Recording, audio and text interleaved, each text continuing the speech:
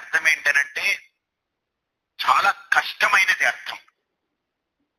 దుర్గా అంటే అర్థం ఏంటనంటే కష్టాలు ఏవైనా ఆవిడ్ని పట్టుకుంటే ఆవిడని దాటే రావాలి మన దగ్గరికి, అంత కవచంలా నిలబడుతుంది దుర్గమ్మ.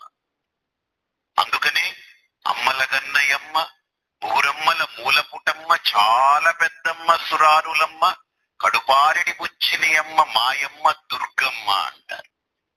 అంటే ఎంత గొప్ప పదం వాడారు చూడండి.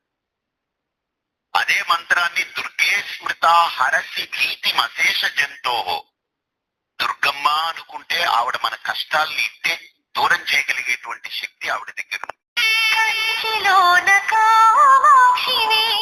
కాశీలో విశాలాక్షివే, మధురలోన మీనాక్షివే, చాముండేశ్వరియే, అమ్మ పరమేశ్వరి అఖిలాండేశ్వరి ఆది పరాశక్తి పాలయ మాం, శ్రీ భువనేశ్వరి రాజరాజేశ్వరి ఆనంద రూపిణి పాలయ మాం, అమ్మ పరమేశ్వరి అఖిల